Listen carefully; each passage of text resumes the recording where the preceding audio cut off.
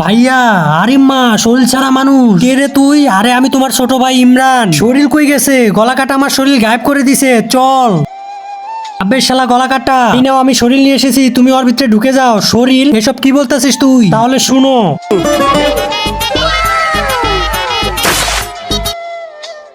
আমার কাছে ফল চুরি করো, সেই নে। ভাই, আমার বাপের দুই ছেলে, তুমি আমার শরীর ফিরে দাও, নয়তো আমার বাপ পাগল হয়ে যাবে। তুই তো আমাকে ইমোশনাল কথা বলে দিলি। তোর শরীর ফেরত আনতে হলে আমাকে তোকে ছুতে হবে, কিন্তু আমার তো হাত নাই। একটা কাজ কর, তুই কারো শরীর নিয়ে আয়, আমি ওর ভিতরে ঢুকে তোকে শুয়ে দিব, তাহলে তুই ঠিক হয়ে যাবি। আরে মারে মা, তুই ভাই নাকি শত্রু?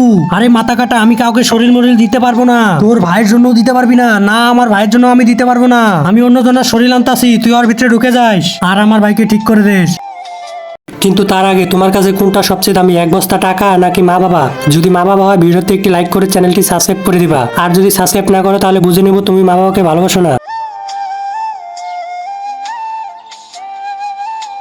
গলা কাটা, এই দেখো আমি শরীর নিয়ে এসেছি, তুমি ওর ভিতরে ঢুকে আমার ভাইকে ঠিক করে দাও। পেয়ে গেছি আমি শরীর, জলদি আমার ভাইকে ঠিক করে দাও। আরে শালা, তুই বাসর করতে আমার বউকে নিয়ে এসেছিস? আরে আরে, তুমি ওকে কই নিয়ে যাচ্ছ? বাসায়, আজকে আমার বাসর ঘর। আরে শালা, আগে আমার ভাইকে শুইতে দে, তারপরে ওকে নিয়ে যা। আরে সর, আজকে আমার বাসর ঘর।